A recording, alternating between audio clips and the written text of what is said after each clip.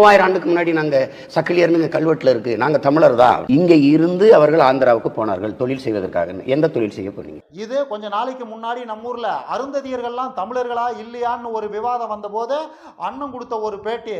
ஆக்சுவலாக அருந்ததியர்கள்லாம் தமிழர்கள் கிடையாது, வந்தேரிகள்னு அதை கொளுத்தி போட்டதே அண்ணன் தான்.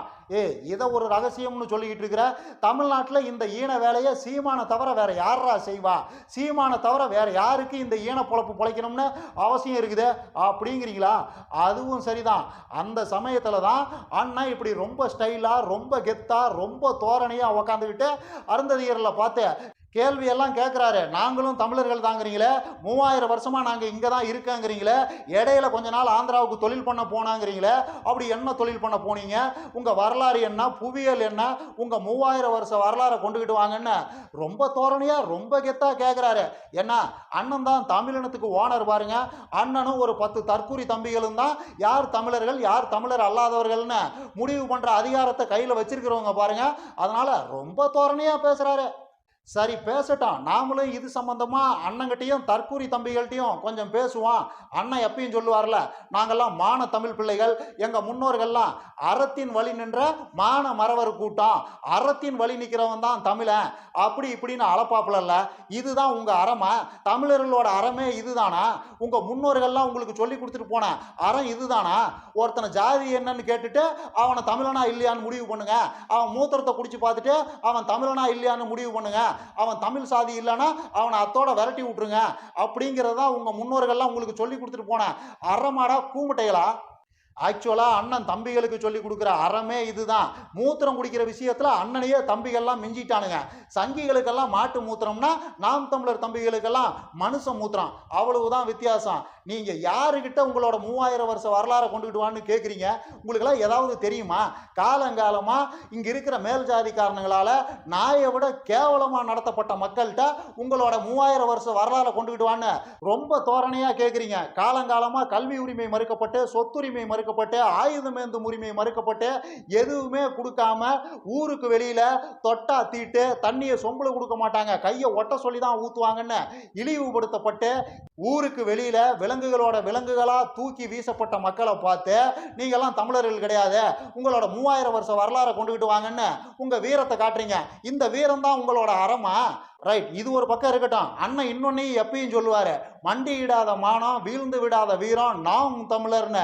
அண்ணன் சொல்ற அந்த மண்டியிடாத மானம் மண்டி மட்டும் இல்லை, மண்ணில் படுத்து உருளுன்னு உருளும். அப்படி உருளுறதையும் பார்க்க தான் போகிறோம். அதுக்கு முன்னாடியே இன்னொரு 3000 வருஷ கதை ஒன்று இருக்குது, அதையும் கேட்டு வந்துருங்க. பிராமண சமூகத்தை தேடி தேடி இழிவுபடுத்திருக்கீங்க. எங்க அண்ணன் சீமான் சொன்னார், 3000 ஆண்டுகளா என் கூட இருந்தவன். இதில் ரங்கராசி என்ன சொல்கிறாரு? பிராமணர்களான நாங்கள்லாம் 3000 வருஷமாக தான் இங்கே இருக்கிறோம், அதை எங்கள் அண்ணன் சீமானே அங்கீகரிச்சிருக்கிறாரு அப்படின்னு அண்ணன் சீமானையும் கட்டி பிடிச்சிக்கிறாரு. ரைட்டா? இப்போ அண்ணன் சீமான் தான் தமிழினத்தை காக்க வந்த கடவுள்னு நம்பிக்கிட்டு இருக்கிற தற்கூரி தம்பிகள்கிட்டையெல்லாம் நான் என்ன கேட்குறேன்னா, ஏன்டா கூமுட்ட தம்பிகளா, அண்ணன் அருந்ததியர்களை பார்த்து உங்களோட 3000 வருஷ வரலாறை கொண்டுக்கிட்டு வாங்கன்னு ரொம்ப தோரணையாக ரொம்ப கெத்தாக கேட்குறாரு.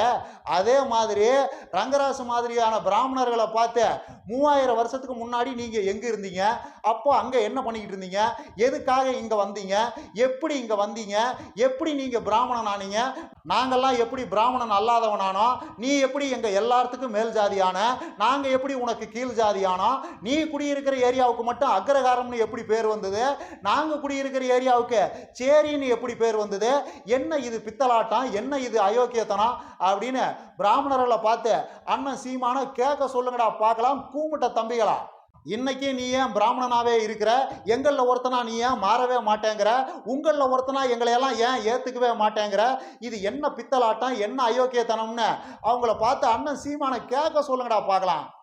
அண்ணன் ஒரு நாளும் அதை கேட்கவும் மாட்டாரு, அண்ணனால ஒரு நாளும் அதை கேட்கவும் முடியாது. ஏன் அண்ணனால அதை கேட்க முடியாது அப்படின்னு தற்கூரி தம்பிகள்லாம் இல்லாத மூளையை போட்டு கசக்கு கசக்குன்னெல்லாம் கசக்காதீங்க. அதுக்கான பதிலையும் நானே சொல்லிடுறேன். ஏன்னா அண்ணனுக்கு படி அளக்கிறதே ஆர்எஸ்எஸ் நாக்பூர் பிராமணர்கள் தான். அப்புறம் அண்ணன் அவர் சோத்துல அவரே மண்ணை போட்டுக்குவாரா? அண்ணன் என்ன அந்த அளவுக்கு முட்டாளா? ஆரிய வந்தேரிகள்னு ஒரு நேரேட்டிவ் நம்ம ஊர்ல ஃபார்ம் ஆச்சுல்ல, அதை டைலூட் பண்றதுக்காக ஆர்எஸ்எஸ் நாக்பூரால் அமர்த்தப்பட்டிருக்கிற ஒரு ஏஜெண்ட் தான் அண்ணன் சீமான். அண்ணன் சீமானுக்கு ஆர்எஸ்எஸ் நாக்பூர் கொடுத்திருக்கிற அஜெண்டா என்னன்னா, தமிழ்நாட்டில் ஆரிய வந்தேரிகள்னு எவனும் பேசக்கூடாது. அப்படி எவனும் பேசாம பாத்துக்கிறது தான் உனக்கு வேலை. நீ யாரை வேணும்னாலும் வந்தேரிகள்னு சொல்லிக்க, வந்தவன் போனவனை எல்லாம் வந்தேரிகள்னு சொல்லிக்க. தெலுங்குக்காரனை வந்தேரிகள்னு சொல்லு, கன்னடக்காரனை சொல்லு, மலையாளிகளை சொல்லு, இந்திக்காரனை சொல்லு, யாரை வேணும்னாலும் வந்தேரிகள்னு சொல்லு. அதை பற்றியெல்லாம் ஒன்றும் பிரச்சனை கிடையாது. தப்பி தவறி கூட ஆரிய வந்தேரிகள்னு தமிழ்நாட்டில் எவனும் பேசிடக்கூடாது. அதை பார்த்துக்கிறது தான் உனக்கு வேலை. அப்படிங்கிறது தான் ஆர்எஸ்எஸ் அண்ணன் சீமானுக்கு கொடுத்துருக்கிற அஜெண்டா. அதனால தான் அண்ணன் சீமான் வர்றவன் போறவனையெல்லாம் வந்தேரிகள்ன்றாரு, ரோட்டில் போறவனையெல்லாம் வந்தேரிகள்ன்றாரு. தெலுங்கு பேசுறியா நீ வந்தேரி, மலையாளம் பேசுறியா நீ வந்தேரி, கன்னடம் பேசுறியா நீ வந்தேரின்னு அண்ணனோட வாய்க்கு வந்தவனெல்லாம் வந்தேரி தான். இப்போ இந்திக்காரங்க நிறைய பேர் நம்ம ஊருக்கு வராங்க. எதுக்கு வர்றாங்க? அங்கே வேலை இல்லை, வருமானம் இல்லை, பசி பட்னி பஞ்சம். ஆனால் தமிழ்நாட்டில் வேலை இருக்குது, வருமானம் இருக்குது. சரி, தமிழ்நாட்டுக்கு போய் ஏதோ ஒரு வேலை செஞ்சோம்னா தினமும் ஒரு 500 ரூபாயாவது சம்பாதிக்கலாம், நம்ம குடும்பத்தை பசி இல்லாமல் வச்சுக்கலாம் அப்படிங்கிற ஏக்கத்தோட 2000 கிலோமீட்டர் தள்ளி ரயில் ஏறி வர்ற அவங்கள அண்ணன் வந்தேரியும்பாரு. அதுவே 2000 வருஷமா இங்கேயே இருந்துக்கிட்டு நம்ம ஊர்லேயே இருந்துக்கிட்டு நம்மளையே கீழ் சாதின்னு சொல்ற அவாக்களை பற்றி அண்ணன் வாயே திறக்க மாட்டாரு. அதுதான் அண்ணன் சீமானோட கடைஞ்செடுத்த பித்தலாட்டம், கடைஞ்செடுத்த அயோக்கியத்தனம். இதுக்கப்புறமும் அண்ணன் சீமான் தான் தமிழினத்தை காப்பாற்ற போறாருன்னு நம்புற தம்பிகளை எல்லாம் எப்படி காப்பாத்துறதுன்னு எனக்கும் புரியல. இன்னும் நிறைய பேசலாம். லைக் பண்ணுங்க, ஷேர் பண்ணுங்க, கமெண்ட் பண்ணுங்க, மறக்காம சப்ஸ்கிரைப் பண்ணிருங்க.